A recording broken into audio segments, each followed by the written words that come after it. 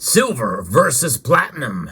Which one has the best potential as an investment?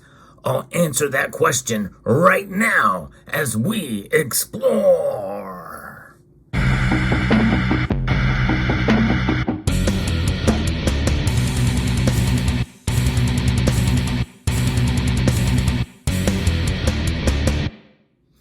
Hands down, without a shadow of a doubt, it is going to be platinum has the most investment potential. And I'm going to explain why in this video. But first, we have to understand really what is an investment. Well, to simplify it, in my mind, I think an investment is something that has more risk involved, one way or the other.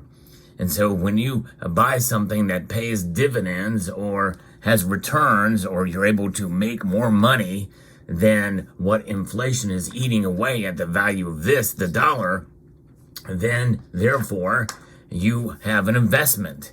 And really, silver has not proven itself in that regard, and in all actuality, it should not prove itself in that regard, because silver, I don't believe, should be viewed as an investment at all. Can you invest with silver? Yes, you can. But I think it is a lot harder to see returns on it, and you're more likely to lose than win with silver in that regard based off of the history of the metal. It just is not one of those metals that tends to shine all that dramatically in terms of its price performance, save for 2 times in recent history. In 1980 and in 2011, silver prices spiked dramatically. And if you bought at strategic times, well, yes, you could have done very well as an investment. Platinum, on the other hand, well, it's been in some manner or form not performing very well over the last couple of years either. But there's a lot more greater potential for it as a metal that is mostly utilized in industry as a catalyst, and it is 15 times more rare than gold. In fact, in recent news reports, we are seeing now that about 95% of the stocks of platinum have left JP Morgan, and eligible inventories have dropped about 40% in recent days. And if there's ever a market that could be cornered, according to Dave Morgan, well, it could potentially be platinum. If things happen quickly, we could see platinum really break out in a dramatic way. Already now, we're seeing the platinum to palladium ratio move almost to parity, 1-to-1. Now, as you look here on your screen, you can see both these metals. You can see there is a difference. The difference in size. These are both 1 ounce platinum coin and silver. These are both 1 ounce coins. One of them being made of silver, one of them made of platinum. As you can see, silver, the metal, is much more reflective, but it's also much more common. There's a lot more silver stocks out there. In fact, that is what has been frustrating, as we see a greater demand than mining supply in recent years, but the price has not moved to reflect that. Why? Well, because there's a lot of above ground stocks of silver out there.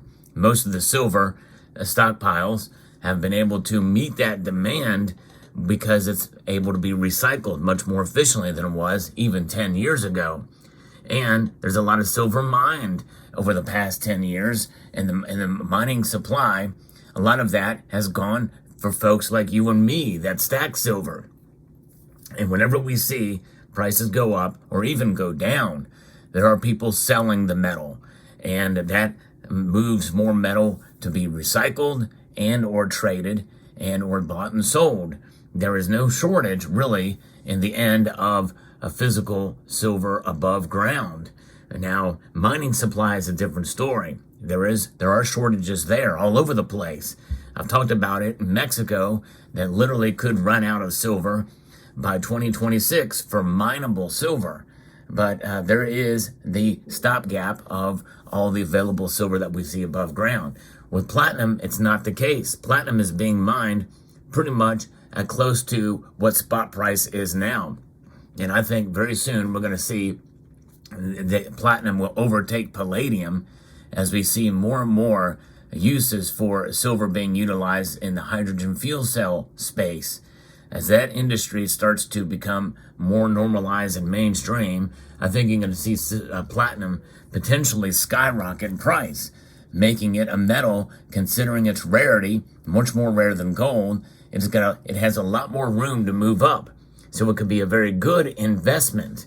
Although silver, there's just too much working against it for that to occur with silver. Do I think you should stop stacking silver and focus completely on platinum? Heck no. In fact, if anything, the message of this video would be quite the opposite. Because silver does have room to move up. I believe it's near its low. I think we're starting to see silver trade and solidify near a support level, which means that it's probably a good time to buy the metal. But I think that stackers probably should not ignore platinum altogether, because it could be a way to diversify in a riskier sense. I refer to it as a fringe precious metal.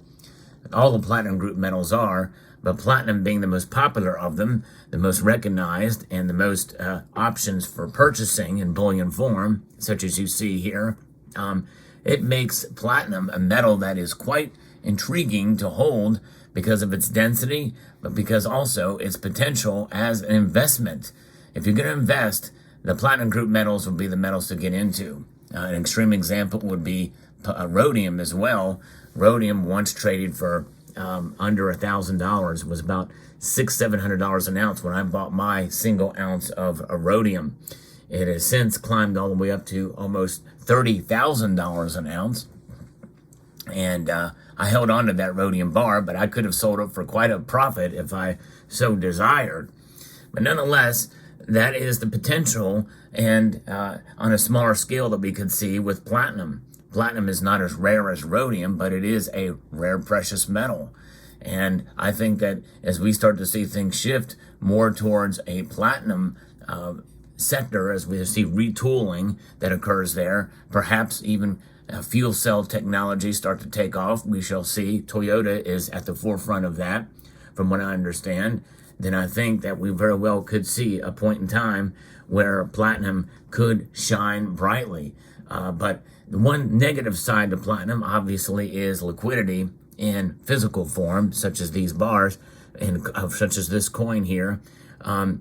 There's not as many places that want to deal with platinum as they do gold and silver. Gold and silver are the main precious metals that are far more liquid than platinum. So that is a drawback. But as an investment vehicle, as it starts to take off, we very could see some of that change. Excitement in the platinum market could draw new buyers.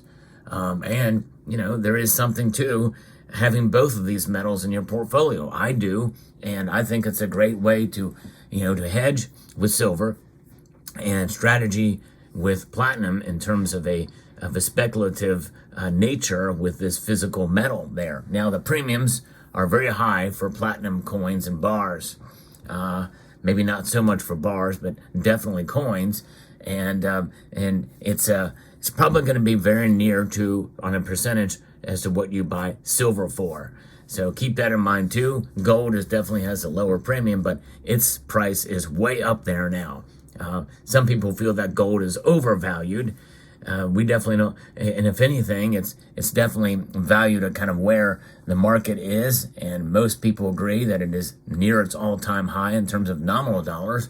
And even if you feel it has room to move up, there is just as much potential for gold to fall.